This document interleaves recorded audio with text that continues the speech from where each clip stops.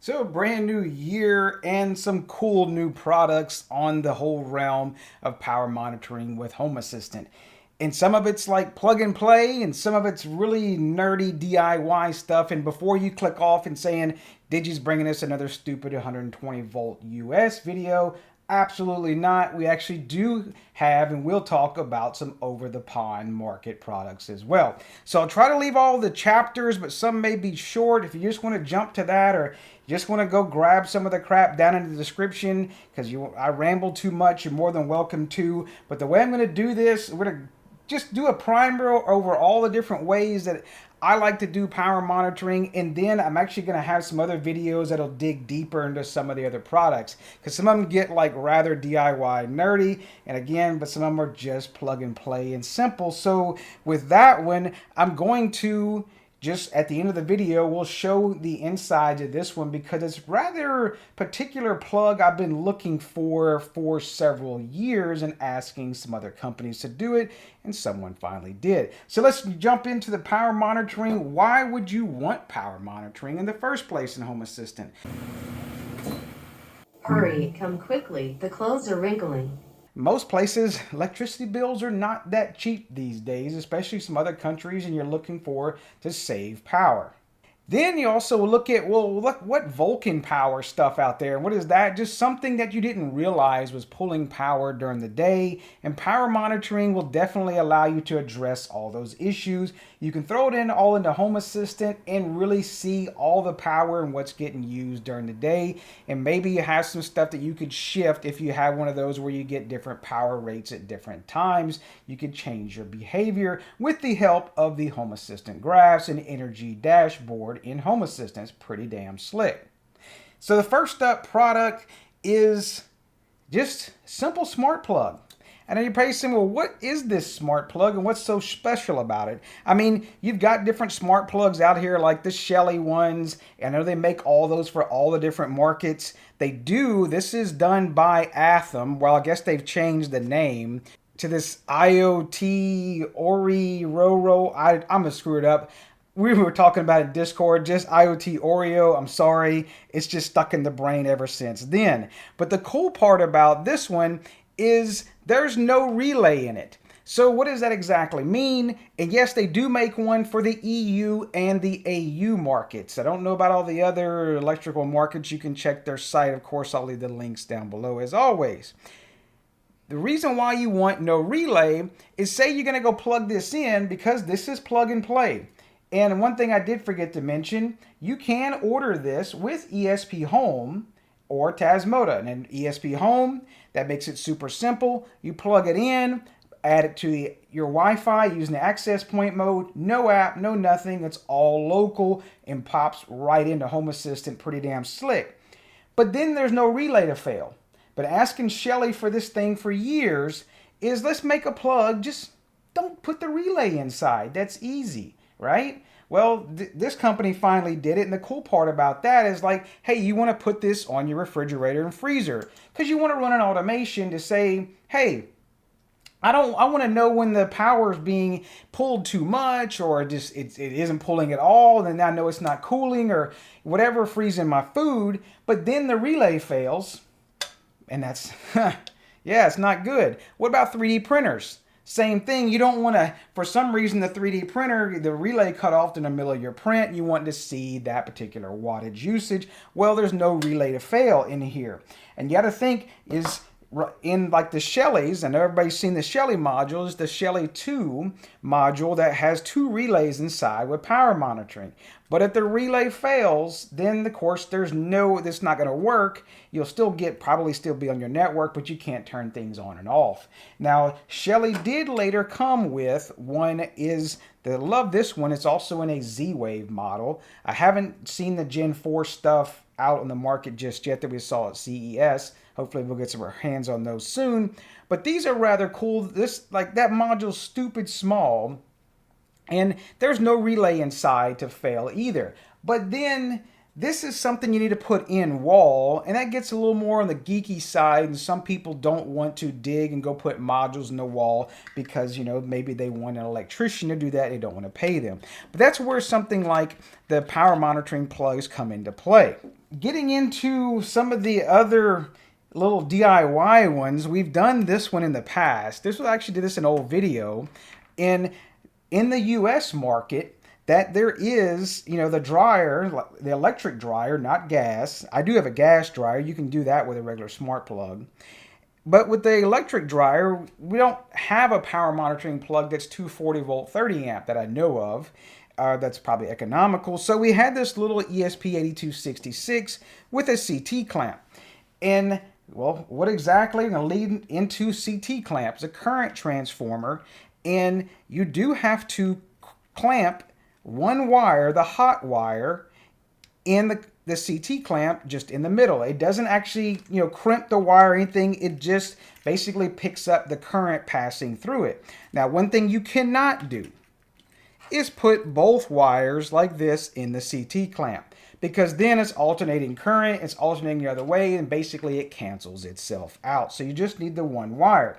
So you can't just like go take a CT clamp and go put it around an extension cord or a lamp cord or something like that that has the two wires inside. Now, getting into tools, you do have a tool that allows you to go test current stuff with a CT clamp. And I'm assuming they probably make these in other markets as well. This is the US one, and it splits the line so I can plug in the wall and then plug in something in the back of it. And then I can take my CT clamp and I can come over here and pop it around and I can catch whatever's passing through it. And then you may be saying, well, what's the X10, Digi? Well, no, it's not the automation stuff. Actually, that's times 10. So if you're doing calibrations of, say, a 60 watt light bulb, well, then that'll be times 10. You can catch that 600 watt. You could do that kind of the same way if you took and passed a wire through it multiple times through a clamp, but this just makes it easy all in one case and it's very safe. Another great tool for power monitoring, you can go dig off in your breaker box if you're careful. We're going to get to the breaker box stuff. Just a regular voltmeter, but it has a clamp at the top. And so basically you can go to your breaker box and click onto one of the hots and see exactly what your wattage is, or amperage. I guess I think it's going to be in amps, on the little display. Simple, easy peasy. You can see if what your air conditioner pulling, etc. It really can help you see what each of your breakers are pulling, but do remind yourself to be careful and don't touch something you shouldn't when you're dealing with all the hot wires. Kind of like with hot women, some you shouldn't touch. Oh, one last thing. There is another one that's very old school called Kilowatt. And I'm sure they make these other markets as well. It's just a simple pass-through device. It shows you your voltage and wattage and amperage of a device. Help you kind of figure out what something is pulling. Now to get into the geeky side of things. Well, one of my favorite ones still to this day is the CircuitSetup one. And it actually has, this is just a 6-channel older model. He's changed them all, I think most of them, to the headphone jack style where they plug in the side. It's a 6-channel board, meaning it can monitor up to 6 circuits. Say, for instance, you could do 2 mains. So like in the US, we use split phased 240 volts. So there's usually 2 hots coming in. You can clamp those 2 to it, and then you could do 4 other circuits. If you wanted to do more, you could stack another board on top. And I think you can stack up to like 48 different ports on these things. And they even have a Ethernet module that can pop on the top. Now, the cool thing about this, it's ESP32 and it's all ESPHome. And yeah, since it's just a Node MCU, it has a USB port in the bottom. There's no like geeky flashing and pins and probes.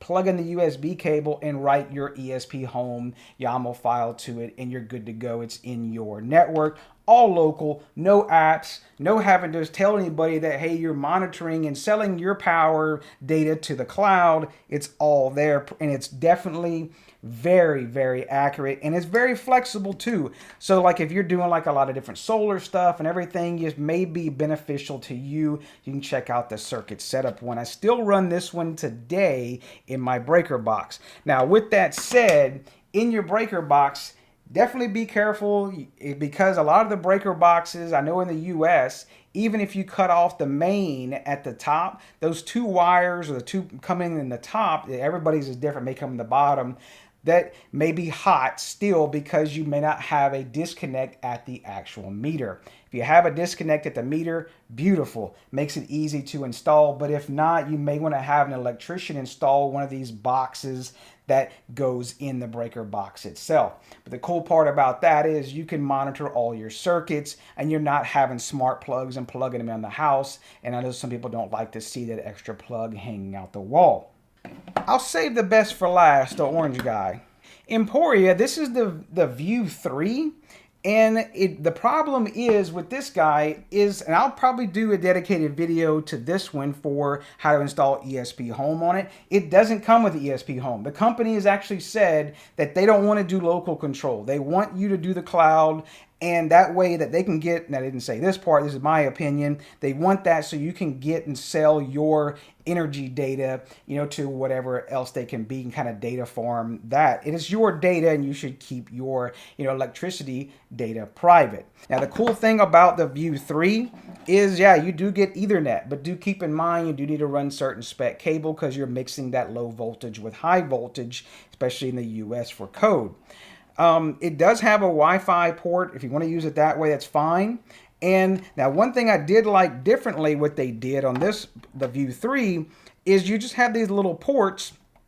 And if you wanted to cut the wire, because the wire is rather long, and you got to imagine when you've got two mains and you've got 16 ports on the side, you're going to have up to 16 clamps. That gets rather busy, combined with all the other wires in your electrical box. And then you got this big slack of 16 times, or it would be 18 times if I can do math correctly.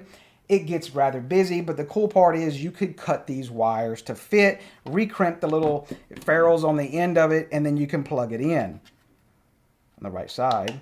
And that's pretty slick on that one. They've changed that from the Vue 2. The Vue 2 had the older style, headphone style jacks. But again, like I said, this does not come with a local software, so you will need to load ESPHome manually. I think they do have an HACS thing for the cloud, but I'm not into all of that. If y'all want to get into that, you're more than welcome to. Great little device though. So, and very economical. Now the cool part is about Mr. Orange Guy, the Refoss, is straight out the box. Well, after the one firmware upgrade, if it doesn't have it, that you can bring this into Home Assistant with a local integration. How awesome is that? With the stock firmware. No flashing, no having to take it apart or anything. I added this straight into Home Assistant using the integration that was built into Home Assistant. No bootleg HACS integration stuff either. And it is the regular, what I was talking about earlier was the regular looking headphone jack. So you're not going to be able to easily cut this slack off. But I guess maybe it makes it simple. You can see those orange wires. And then you get your other 16 circuits to monitor. And on the top, there's just a part for doing the power inside the panel. And then you have Wi-Fi. There is no Ethernet on this guy. So what's the downside to this one? The downside to this one is you do need to, at this time, and I've been bugging the manufacturer, shoot a comment down below. Maybe we can get a little contest going and let the manufacturer know, because I've been bugging them and I think they might be on the fence with it. But we need to be able to do like a Shelly where we can pair this up with access point mode and don't need a stupid app, because right now you have to download their app, you have to go register for the account, pair it with your Wi-Fi, make sure the firmware gets upgraded if it doesn't have the latest, and then you can go enable the integration for Home Assistant, and it does work. Any configuration stuff like flipping the clamps back and forth, you got to go back to the app. I did verify with the manufacturer that, hey, can we block it from the internet after that? And they did say yes, except that, of course, if you wanted to go make configuration changes, you would need to re-enable that to get back on the cloud to make those changes. So definitely, I'm going to keep bugging them that we need an all local. I do like the first little step of local after, but we need to go all local. That way we don't even have to mess with their apps. But then the cool part is, if you want to use this as your buddy's house with the cloud and let him be a schmuck and use the cloud, then go right ahead. It's the same exact device. Same thing you could do with the Shellys. You can opt those into the cloud as well. Now, I did want to talk about the actual clamps because that is one of the problems I see. This one is the Emporia clamp, and then this one is the Refoss clamp. They're a little bit smaller. I believe they said on the box that this one was a 60 amp clamp. I believe these are 50 amp. Very odd that the size difference is there. So maybe I'll do that in the testing of the actual video. When we test out this guy, we'll test the smaller clamps at some higher amperages. So, but again, this one has the headphone jack, and then this one has that little green ferrule thing. I do like this method better. So, but that's being just kind of picky that one time install. Now, one thing I do give Shelly a big pass for, a big nod, is you don't really have to flash these anymore with Tasmota or ESPHome.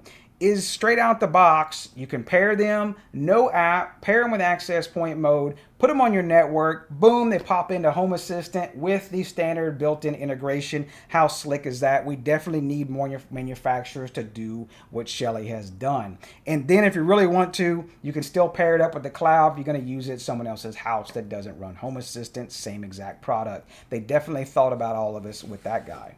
So I know it's a lot to cover with all the pieces and parts, depending on your level of wanting to do things with power monitoring. Which ones do I use? Of course, I have the Emporia, and I have the CircuitSetup one right now in my breaker box. I don't know if I'm going to check out the Refoss in my breaker box because I just don't have any other circuits to do, but I am going to go through and do a full video of teardown and everything and testing out the Refoss, talk about all the different pros and cons. That's going to be a full dedicated video there to talk about that guy. Otherwise, this video would be 30 minutes, and that's a digi thing, I guess. I do want to show the last little bit. If you don't want to hang out for it, you don't have to, but hey, go press all them buttons down there and definitely let me know if I suck or doing a decent job or not on some of this stuff, because it's a lot to wrap your mind around. I do appreciate all the YouTube members and Patreon members, but let's get to actually opening up this smart plug that you don't have to. I've done this, but I wanted to show you what the relayless one actually is. It's quite simple. So this one is I did buy the ESPHome one. It is ESP8266. It's simply sonic welded. Again, you do not have to do this, but I wanted to show you it. I just used a spudger and popped around the side, and it pops apart. I'll put a few things of super glue around the side and seal it back up. So like I said, it is ESP8285. So that's the 8266 family. And what that means is you can easily flip-flop back and forth with ESPHome without soldering. You can do it all over the air between ESPHome and Tasmota. It's missing a key part over here. You can actually see the PCB says to energize these two pins for the coil, and then there's the on and off for the relay. The relay is supposed to sit right here. It's normally that black box you see, like if you ever opened one up before. Now then you got your power monitoring stuff, power supply, all the other good things. So what they did is just didn't put the relay. Inside, if you look right there, you can see that metal block. That metal block actually connects these two pins. I'll get the glare out. These two pins to make it always on and have no relay. So they didn't change up the design of like the board or anything, but just basically did away with the relay and its power monitoring and all, so you don't have a relay to energize, waste energy, or fail. So I've got a 60-watt light bulb. I think it runs around 58 or 59. We actually can try that out with the kilowatt meter. Don't know if I can get it right side up, but I'll try to get it fairly close for you guys and gals. So we're going to go to wattage and pop in. And yeah, I was about right. It's 57.6. I think I typically see around 58 watts for this bulb here. This is an older incandescent bulb. I've already added this to my Wi-Fi, and it uses auto discovery with ESPHome, so it just pops straight in. Fairly close. We got 58.2. I'm not going to split hairs for that. And then the voltage was showing 119, and we got 119.3. We're like 0.4 volts off. You can definitely tell the grid is dropping a little bit. It's definitely cold outside, so everybody's electric heaters that doesn't happen to have gas is pulling down on the grid right now. So it's not too bad. But pretty cool little plug. I'll leave all the links for all this stuff down below. Definitely look out for the other videos that I'll have coming out on the Refoss, and then how to do Emporia into ESPHome. We'll flash that, get super geeky with things and all this stuff. If you got some other products with power monitoring that maybe I don't know about, didn't cover out there, definitely let me know down below. I'd like to cover them. Maybe I'll catch it in the last part of the power monitoring fun of all the things with Home Assistant and smart home automations.